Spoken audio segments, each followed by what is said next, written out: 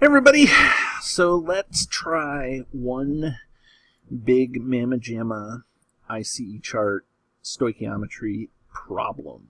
Okay, and so this is like the be-all and end-all of stoichiometry here, and I'm going to take my time and make sure I go through all the steps.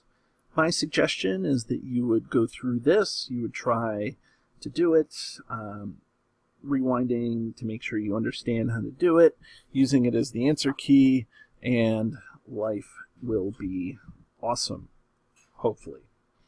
Okay, so you probably can't see the question, but here we go.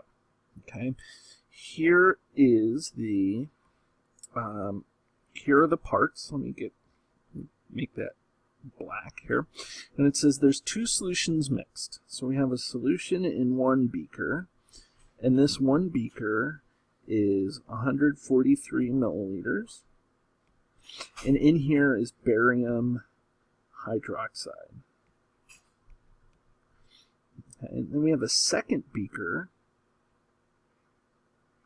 and that beaker has less, and it's 35 milliliters, but it's silver nitrate.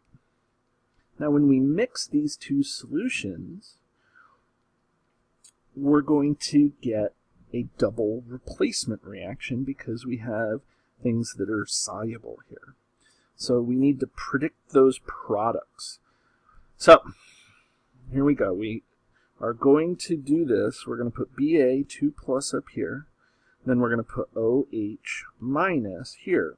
And then we're going to write our little Punnett square thing. Okay, and then here we're going to do Ag+. I'm going to scroll down just a little bit. Ag+, and then NO3-. We're going to keep our polyatomic ions, the hydroxide and the nitrate, together because polyatomic ions in these sorts of reactions stay together. Okay?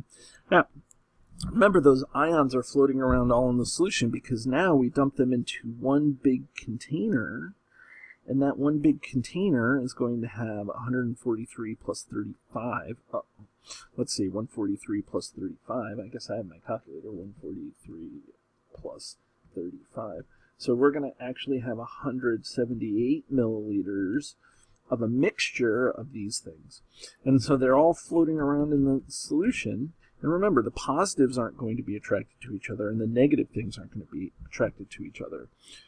What are we going to get? We're going to get silver attracted to hydroxide, so Ag+, and then OH-. That gives us AgOH. And then we have Ba2+ with NO3-. So this is going to give us BaNO3 too. So we have now, I guess if we want to be super official, okay, the answer to question A is AgOH, or silver hydroxide, and BaNO3, but we need two of those to make sure that the charges balance out. Okay. So now, it says, write a balanced molecular equation including states. So what we have here is we have molecules that are reacting, but they're in solution, so we need to figure out the states of these guys when they react. So we're going to have, and then we have to balance the whole thing besides. So we have barium hydroxide, and barium hydroxide is soluble, and soluble compounds are aqueous. Okay, I did the common mistake is I wrote an S there. Students do that often, but AQ. Okay, plus, and then we have silver nitrate, AgNO3, and all nitrates are aqueous as well. And then we're going to take that and we're going to react that to form, and now we know AgOH. Hydroxides are not very soluble. Okay, barium hydroxide is one in which that is soluble, but silver hydroxide, not only is the hydroxides not very soluble, but also silver. A lot of silver compounds are not soluble. Okay, plus BaNO3 2. Now, notice up here it says write a balanced molecular equation including states. Okay, well, so that means we have to balance this guy now, instead of after writing the net ionic equation, which is fine. Okay, so we're going to get to blue here. How many bariums? 1. How many bariums? 1. How many hydroxides? There are 2 here. So I'm going to put a 2 in front here. And so now that tells us that we have 2 silvers and 2 hydroxides. Hydroxides are balanced. We're going to go to silvers. And notice that now 2 silvers are balanced, but now 2 nitrates. 2 nitrates. Everything is balanced. And one of the beauties of that is that can be done when we keep our polyatomic ions together. So kind of knowing that this is nitrate and it's not changing from the reactants to the product side really can help us out. Okay, so I think that answers question B. Okay, yep, question B is definitely done. Now question C says write a net ionic equation including both states and charges. So this is a molecular equation, very self-centered. See, it always is me. But in order to get to the net ionic equation, we have to go through what we call the total ionic equation, okay, or the TIE. Now, when we do that, what we're going to do is we're going to split apart anything that happens to be aqueous into its ions, and we're going to keep together those things that are solid. Actually, one of the things that we can do up here is we can underline the solid to indicate that that solid is formed in the solution. So that's pretty cool. Okay, so now we split apart any of these things. Okay, now technically this is kind of the work to get you to the net ionic, so you may not need to be exactly right here in terms of what's going on, but that's okay. So when this breaks apart, how many hydroxides do we have? I'm gonna carry that through. I'm gonna have 2 hydroxides, aqueous. Okay, plus now there's 2 silvers, so this is aqueous. So I'm gonna go 2Ag1 plus aqueous plus again 2NO3 aqueous, and all of that reacts to form. And I'm trying to keep my lines, my arrows in a line. Okay, and then this is going to form 2AgOH solid plus, now I'm going to come down here. I always run out of room whenever I do these. Okay, and then this is going to be Ba2 plus aqueous plus 2NO3 2 minus, 1 minus, I'm sorry, and then that's aqueous. And it's 2 because there's 2 nitrates in this thing. Okay? So now we're going to write the net ionic equation, the NIE. And when we write the net ionic equation, what we can do is we cancel out anything that's the same in the total ionic equation on the product side as on the reactant side. So if we look, this is Ba2 plus aqueous, 2, oh, I picked the wrong one here, 2 nitrate, 2 nitrate. And so what we're left with is 2OH minus aqueous plus 2Ag1 plus aqueous reacts to form 2AgOH solid. Now, again, I'm just trying to keep those as close to an align as I can. But there's one other thing about this net ionic that I'm not really that happy about. And that's because each of these coefficients are 2 here for the net ionic. Remember, a balanced chemical equation, the most correct answer is the one that has the lowest ratio, whole number ratio of the coefficients. So all of these are 2. So I can take this and I can actually rewrite this as OH minus aqueous plus AG plus aqueous reacts to form AgOH solid. And if we want to underline that, we can. Okay, so that's the answer to part C. Okay, and now part D is like the meat of this, where we're actually going to do some math. Okay, a lot of math. So make sure that my calculator is on. Okay, it turned off because we've been doing this problem for so long. Okay, but now remember, ICE charts, we need to do, we need to make sure that we are in moles for ICE charts. Now, when we do ICE charts also, we can choose, do we want to use the molecular equation, which is fine, this big long thing here. We can do that, or we can use the Net Ionic Equation. For me, I think that I want to use the Net Ionic Equation because the Net Ionic Equation has less stuff to worry about. Okay? So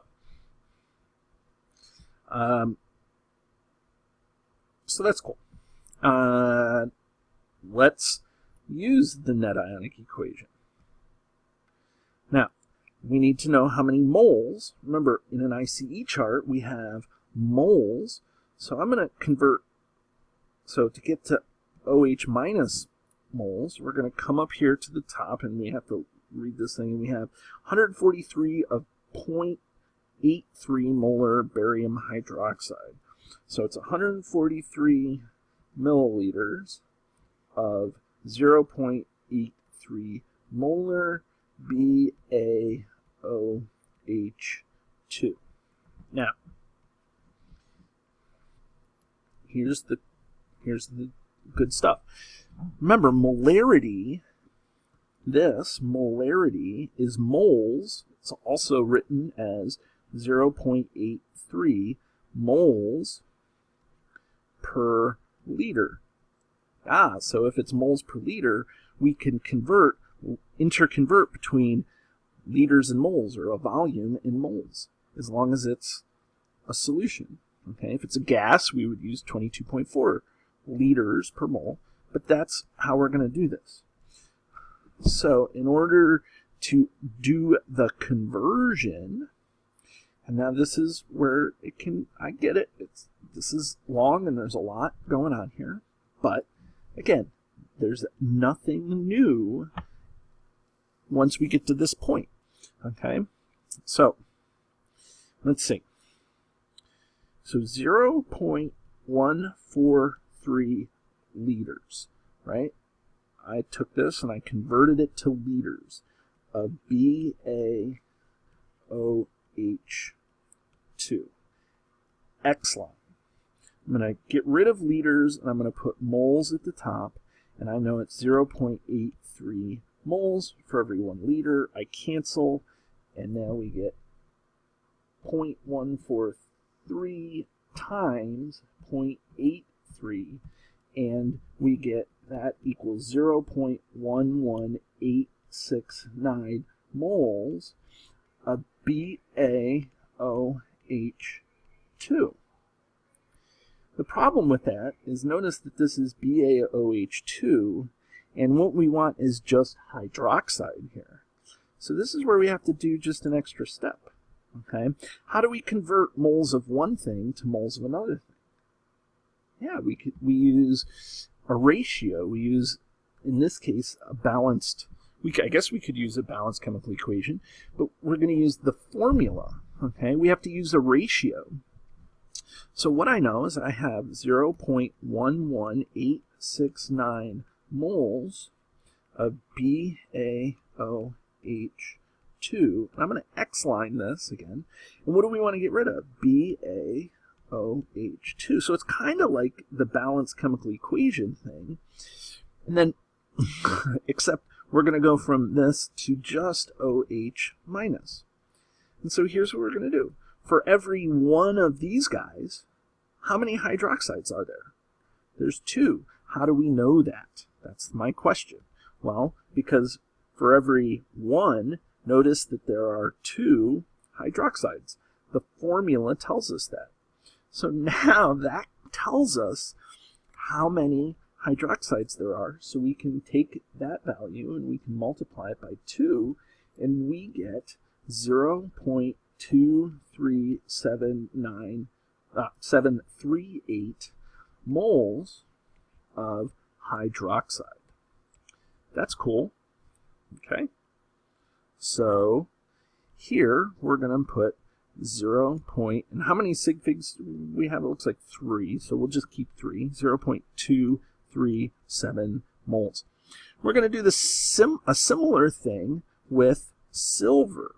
Okay, silver gives us 35 milliliters of 2.38 molar. So for silver, we have 35 milliliters of 2.38 molar AgNO3. Okay. So we're going to convert this milliliters to moles using molarity. So again, convert to liters. So we know that we have 0.035 liters of AgNO3. I'm going to circle that just so it's a little more obvious what we're solving for. And now we're going to X-line. So we're going to go AgNO3. And we're trying to... Not AgNO3. I've got one step ahead here. Okay? We're trying to go from liters to moles. Right? And so that's what the molarity is. This is moles per 1 liter. So for every 1 liter, we have 2.38 moles. So 0.035 times 2.38, and the answer to that is equal to 0.0595, and that's moles of AgNO3. Great. Okay, but notice again in our net ionic equation, we don't want AgNO3, we want just Ag ions, because that AgNO3 separates into ions. So we have to carry this out to just one extra step here. We're going to go 0.595 moles of AgNO3. And again, we're going to have to X-line it. And we're trying to get rid of AgNO3. This is what I was trying to do just before. And we're going to convert to just Ag. And again, in order to do this conversion, we need a ratio. Well, it's not really a balanced chemical equation.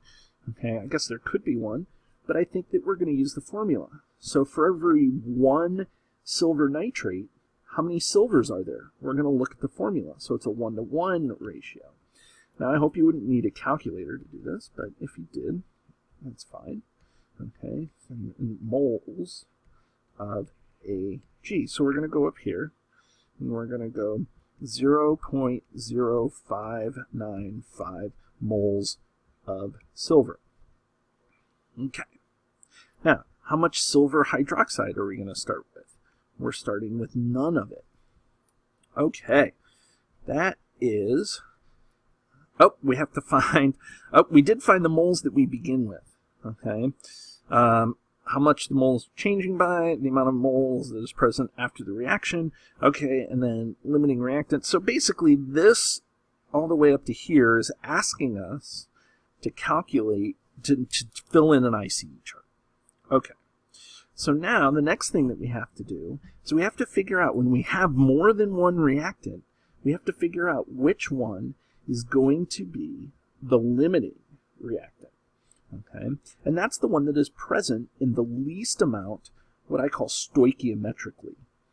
Okay, so when we do the limiting reactant calculation, I'm going to go LR, limiting reactant, and then I am going to, this is where it gets totally weird, not weird, but I'm going to go 0.23738, and this is for hydroxide. Okay, I'm going to take that and I'm going to divide it by its coefficient. Okay, this is this value here divided by the coefficient. Okay, and that gives us 0.23738. And then we're going to do the same thing for silver. Silver is, we take the number of moles of silver there are and divide it by its coefficient, 1, and that's 0.0595. Which one is smaller? The silver is smaller. So that tells us that silver is the limiting reactant. And so what I'm going to do is I'm going to box this guy, and that tells me, that's just me coming up with a shorthand notation so I know which one is the limiting reactant. And now the other thing that I'm going to do is I'm going to come down here and I'm going to cross off the limiting reactant calculation, because what I know is that those numbers are never going to be used again the way that they were calculated. Okay, I've had enough experience teaching this that I know that people will see some similarities between the limiting reactant calculations and maybe some other calculations, and then all of a sudden things go downhill. So the thing that I always suggest to do is once you have the limiting reactant, cross it off so that way you know you shouldn't be using that again. Okay, so I'm going to extend the page, and now the limiting reactant tells us something. The limiting reactant is the thing that is used up completely in the reaction. Okay, so that's 0.0595, and we use that up completely to get us down to 0 moles. Now we have, as soon as we have that first change box here, we can use it to calculate this change box and this change box. Okay, the first change box calculated can get us all the other change boxes, and then we're downhill from here. Okay, and so how do we go from one thing to another? We use the balanced chemical equation, or the ratio, just like we did up top.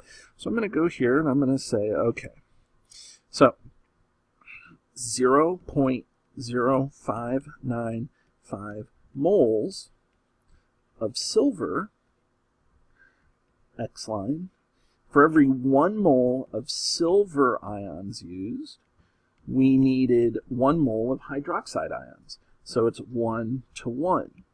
So we are going to use up 0.0595 moles of hydroxide. Look at what's left. Moles of hydroxide. So we're going to go up here, and we're going to take this, and we're going to go minus 0.0595 moles. I also understand that this is the same ratio, so if you understand that this is the same ratio and mathematically is going to be the same, feel free, go ahead, put that answer in there. We don't need to, let's say, we don't need to, show all the work there. If you don't know, well, let's go through it, okay? So again, 0.0595, this is the limiting reactant. This is the thing that controls the rest of the reaction and how much is used and made. It controls that C box, or that C row. Okay, so it's Ag plus. We're going to X-line this again, so it's going to be Ag plus, but now we're going to go to AgOH. And again, it's a 1-to-1 ratio. So this is what I was saying earlier. Mathematically, we get the same value, but chemically, the units are different. So this is going to be AgOH. Okay, and so this is Ag cancels. We're left with moles of silver hydroxide. So here we have 0.0595.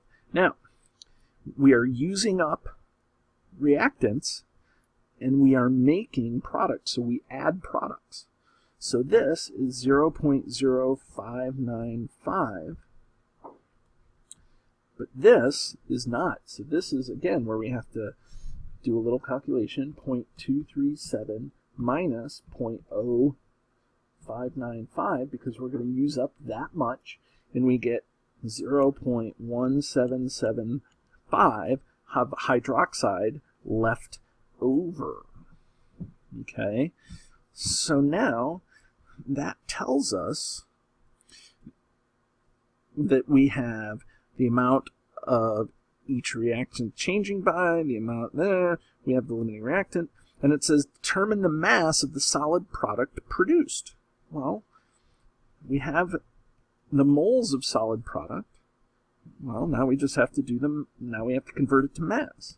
So we have 0.0595 moles of AgOH. And how do we convert moles to grams? Well, we have to find the molar mass, moles, grams. Now, in this case, we haven't looked up any of the molar masses yet, so we're going to have to break out our periodic table. We have Ag, we have O, we have H. Now, the good news is that we have one of each. So silver, using our periodic table, silver, Ag, is 107.87. Oxygen is 15.9994, and hydrogen is 1.008. So we're going to go here, and we're going to go time, let's see, I forgot, silver is 107.87. That's the one. Okay, so we're going to go 107 times 107.87. We're going to go oxygen is 15.999, and we're going to go hydrogen is 1.008. We do all the math here, and we get 107.87 plus 15.999 plus 1.008, and we get an answer of 124.877. And that's the units of grams per mole. So now, this is per 1 mole, so it's 124.877 grams for every 1 mole. And now we can do the math. 0.0595 times 124.877. And that's going to give us, make sure I can see that, that's going to be 7.43 grams of AgOH. And so now we're going to come back here. My voice cracks, finally hit puberty. And so this is going to be, I'm going to put it in a different color just to make sure. So this is going to be 7.43 grams. That's the answer to E, done, and it says determine the concentration of the excess reactant after the reaction has gone to completion. Okay, well, here's the excess reactant. Well, what's concentration? Okay, well, concentration is a molarity. So we want to calculate the molarity of the hydroxide. Okay, so molarity is N over V. Now, the good thing is that we know how many moles of hydroxide we have. Based on the ICE chart, if I can scroll up far enough, we have 0.1775 moles of that. So it's 0.1775 moles of hydroxide. But we need the volume of the solution. Well, notice up here, I kind of started off the problem a half hour ago by saying that these two things are mixed. After we mixed, how many milliliters did we have? Well, we have to add the two together because that's the solutions that are going to be together, and we get 178 milliliters. Now, the only problem is that this can't be in milliliters. It has to be in liters, so it's 1.178 liters. And now we do 0.1775 divided by 0.178. And look, we're going to get an answer of 0.997 molar hydroxide. And that is our answer for part F. So, half an hour to get through all that. That's cool. That's fine. I get it's pretty tough. It's pretty long. but there's not anything there that we haven't done before, okay? All the calculations, all of these things go into what we've learned up to this point, and that's why I really like this problem. Okay, so have a great day, and see you on the flip side.